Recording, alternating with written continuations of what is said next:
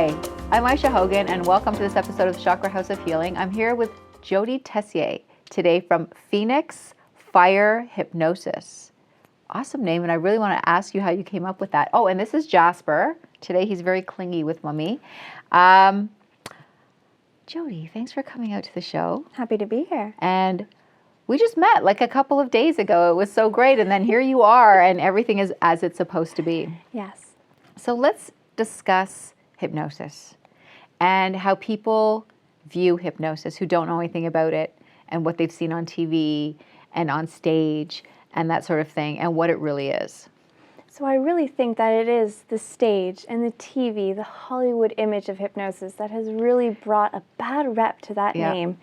The actual word hypnosis shouldn't be anything that brings about fear in a person, but the moment they hear that, the thoughts of, I'm out of control, you're going to make me cluck like a chicken, those feelings immediately come up for someone who's not versed in what hypnosis actually is. Right. So we really have to work on getting rid of that stigma, getting rid of what people think they know about hypnosis, Right. and reteaching them about the modern hypnosis. This is not your mother's hypnosis. That's right. We're bringing it to a whole new level because we're actually able to bring therapy to it now. That's right. Yeah. And I like it because you're able to mix it with other modalities. Oh, yes. And make those modalities work even better, which was crazy too. So I already know the answer to this question, but I'm going to ask you. So how does hypnosis work? Hypnosis is simply relaxing the mind and body so much so that it can bring a single focus to one thing.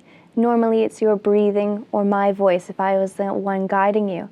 And when we can get into that deep relaxation, that single focus mindset, the rest of the world just fades away. Right.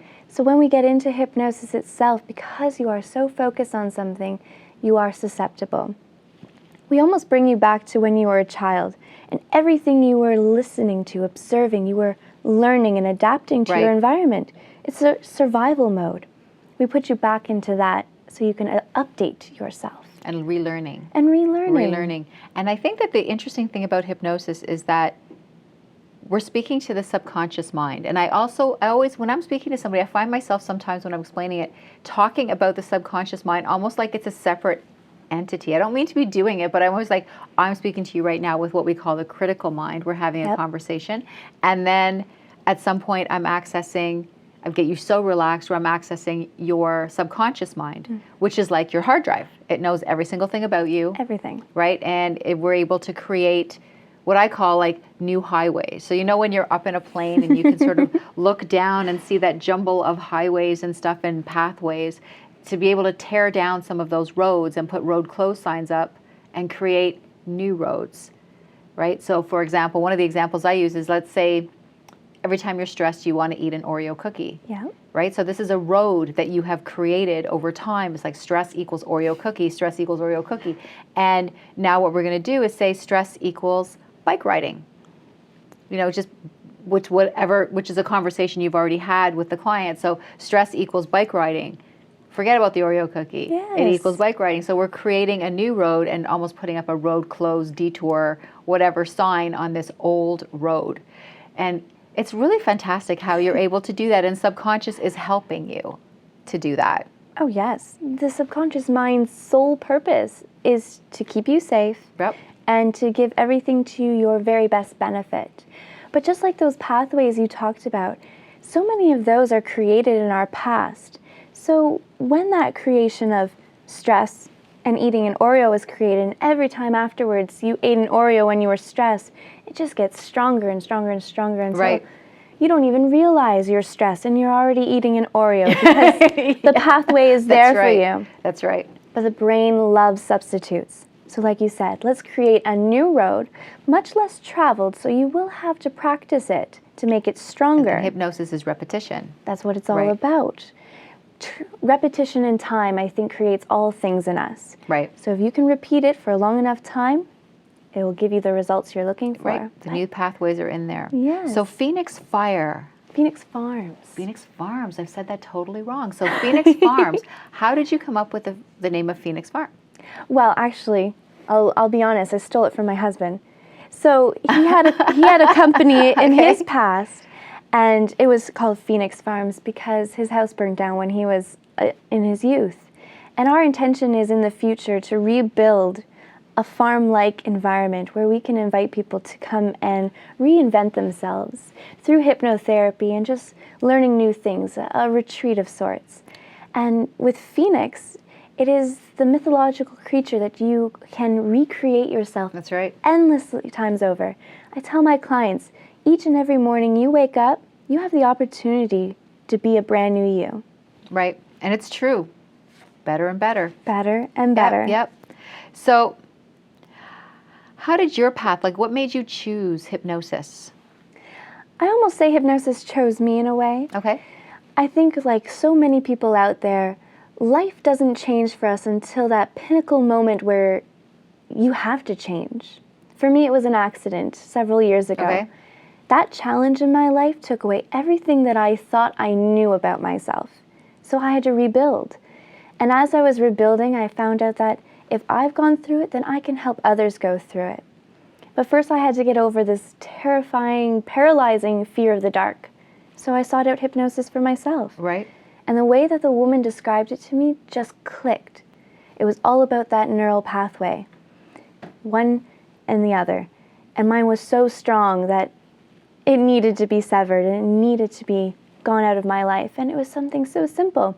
So when you talk about now this fear of this darkness, and it came from a traumatic experience in your life. It did. And just to sort of give the people watching an example, how long did it take you, how many sessions to get rid of the fear of that darkness? One session. Because when we involve ourselves in hypnosis, especially when it comes to fears, we go to the past event. We go to that traumatic event that created it. Now, mine was when I was 4 years old. So think about how little knowledge and experience I had as a 4-year-old. Something could be so scary to me, but to my adult eyes, it's not nearly as scary. Right. So we change the perception, that we update the brain to go, I know that was scary when you were young, but look, it's just dark. There's nothing here. And that's a very good point that you make. Because when we remember things from our childhood, whether we were 3, 4, 6, 10, whatever, we actually remember it with that child's mind. Yes. But inside our adult brain. So we're not actually processing that memory as an adult. We're processing it as that 10-year-old. That's right. So it's actually being able to go back, sort of see that event again, but now in your own eyes. First as the child, so you can understand it, Yep. and then as the adult, so that you can heal it. That's And right. I mean, it's simple terms, but we're able to do that like really, really quickly. Really quickly. So it's just, it's awesome. Like It's people go to beyond. other types of therapies and things, and they sometimes deal with things for years and years and years for something that could be taken care of. And I do a lot of 5-session packages because I go very deep into a lot of different things. Yes. But fears, 1, 2 sessions, And it's done. gone. And this is something that has caused someone so much drama and unfortunate for them to have to continue and think that there is no other way for them to resolve it. Yet they have that power in their mind, and they always have. It's just finding it and learning to use it. And wanting to change it. That is key. The want, the intention has to be there. Right. So what makes hypnotherapy different than traditional therapy? And I think we just touched on that. It's the speed. It's dealing with not just talking about things over and over and over and over again until you beat a dead horse and kill the topic, but actually doing the healing as it arises. Yes. So as I realize, even when clients come to see me, that sometimes in the first few sessions they edit themselves. They're not really telling me everything, or they forgot some things. And they come up later, and we start dealing with those things as they come up. And you're not opening a wound and then sending them home with that open wound. Never. You're opening it and you're closing it and you're healing it and you're disassociating from it, and you're just you feel so much better about it. That same wound that maybe made you cry or made you scared or made you not want to face life is all of a sudden just like a movie you're watching. It's never really the problem. It's Right. our attitude about the problem. Right. So if we can change our attitude about it, then we'll find that we can tap into that natural calmingness all the time. Right, true enough. But that talk therapy, it's time consuming, it's expensive, and all the while your conscious mind is still involved. Your conscious mind is filled with fears and doubts and worries. Right. So we just put that to the background, let it take a well-deserved break, and in your subconscious mind, you're open. Right, definitely. We have to head to a Zen break. We're going to come back and talk about this some more. Heading to a Zen break.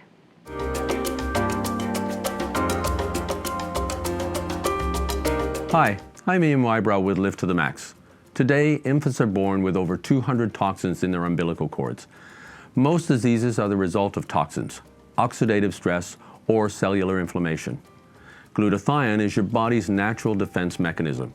It is produced in every single cell of your body. It removes the toxins, it relieves oxidative stress and cellular inflammation. If you are sick, or your immune system is compromised, or you're simply aging, you are producing too little glutathione. Celgevity has been tested and approved by Health Canada to raise glutathione, which promotes good health and allows your body to heal itself. In fact, Celgevity raises glutathione more than any other product. If you are suffering from pain or inflammation, or you're simply getting old, you don't need to suffer in silence anymore. Contact me to find out how you can purchase Celgevity and take back control of your health and your life. Live healthier, live happier, live longer, live to the max.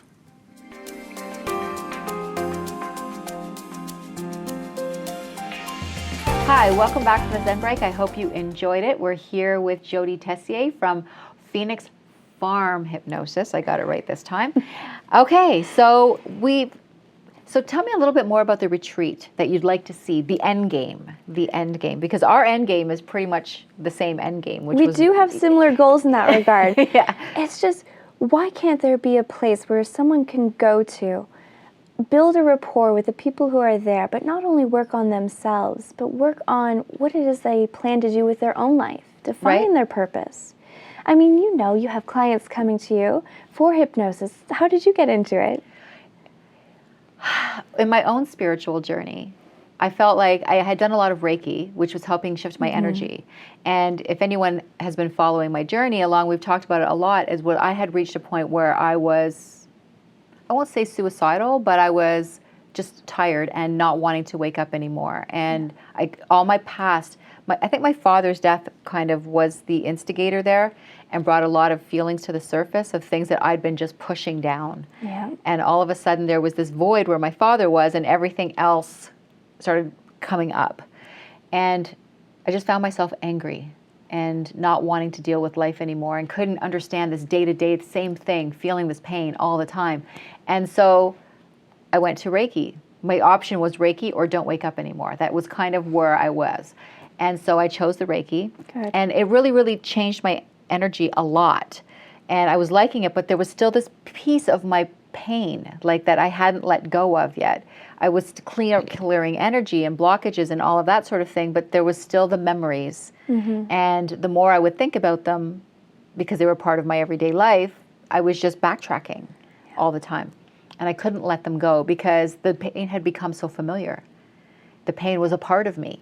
It was like an appendage. It was like asking me to cut off my arm. So through hypnosis, I was able to shed everybody's issues and garbage that had dumped all over me my whole life and just go and take it off. And for the first time, when I opened my eyes from the session, I was like, I remember looking at my hands and stuff and feeling like I wasn't even wearing my own skin because the feeling was so unfamiliar to me. It was, I felt like I was looking through the mask of a Halloween mask, like through the eyes, the eye slits. I couldn't understand what I was seeing and feeling. It felt good, and I felt light, and I felt free, and I was like, what is this? And it took me like 15 minutes of sitting there just to reorient myself, like to fit into this new skin. I felt like I was needing to morph, like shapeshift into this new skin. And it was awesome.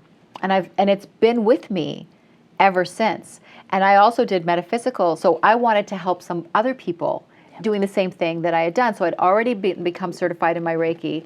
Then I decided, okay, if this worked for me, it will work for others as well. And I want to do this for other people. Yeah. So I went and got my certification, and I got my metaphysical certification too, because past life regression took me the last big step of the journey, because hypnosis brought me so far, Reiki brought me so far, but there were still questions that I couldn't deal with in this life.